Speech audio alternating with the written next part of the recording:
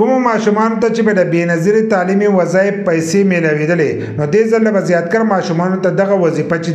دا به نه میلاوېږي د سره وجې نه به نه میلاوېږي ځکه چې په هغې کې یو نوی اپډیټ راغلی دی که تاسو په هغه اپډیټ باندې عمل ونه کړو نو ستاسو ماشومانو ته چې دی دغه وظیفه به نه میلاوېږي کومو ماشومانو ته چې د مخکې نه میلاوېدله نو هغو ته به هم نه میلاوېږي او کومو چې نوی رجسټریشن کړی دی نو د هغو ماشومانو ته چې دی دې ته به هم نه میلاوېږي دغه شانتې د بېنظیرې په روپو کې چې دی هم یو نوی اپډیټ راغلی په هغې باندې موږ ویډیو کړې ده هغه زموږ په فیسبوک پیج او په یوټیوب چینل هم پراته ده نو کومو کسانو چې هغه ویډیو نه کتلې نو هغه ویډیو مو ګورئ ځکه چې تاسو ته به د بېنظیر روپۍ چې دي دا به هم نه میلاوېږي او د هغې سره به د ماشومانو وظیفه هم نه میلاوېږي خو دا د ماشومانو د وظیفې د اپډیټ چې دی دا جدا راغلی دی په دې باندې څه وخت مخکې ما هم ویډیو کړې وه په هغې کې ما ویلو چې تاسو خپل هر سره چې دي اپډیټ کړئ نو زیاتکر کسان چې دی په هغې نه پوهېدل نو په دې ویډیو کې به دغه اپډیټ زه تاسو پوه کوم خو د هغې لپاره چې دی ویډیو به پوره ګورئ یو لایک شیر کمنټ چې دی ویډیو له لازم ورکړئ بل دا د ویډیو معلوماتي ده او د غریبانو دپاره ده نو دا راخلئ مخکې شیر کوئ چې نورو کسانو ته هم دا ویډیو چې دا وررسي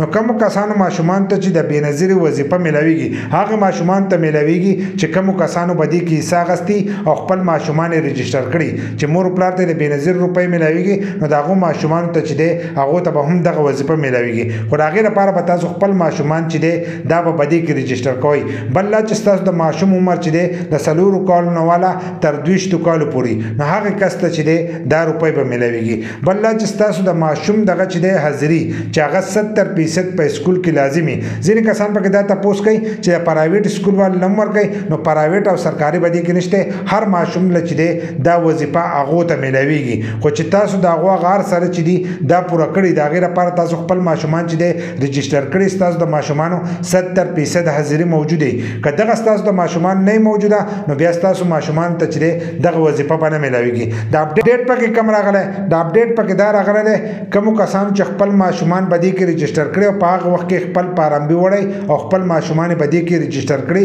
او هغو ته وظیفه میلاوېږي خو په هغه وخت کې د دې د مور شناختي کارت چې دی عادي نه ورخ کړی او د هغې هغه نمبر چې دی دې په پارامبي کې نه یې ور اچولی نو د هغې ماشومانو ته به دا وظیفه چې دا به نه میلاوېږي نو د هغې لپاره به تاسو خپل پارامبي چې دی دا به ګورئ که د مور نمبر پکې نه نو تاسو ته به دغه وظیفه چې دا به نه میلاوېږي او د دې په باره کې زیاتکر کسانو ته میسیجونه راغلي دې سیټ ته به تاسو ته هم دا میسیج چې دی دا به ښکارېږي چې ستاسو پلانې زوی ته چې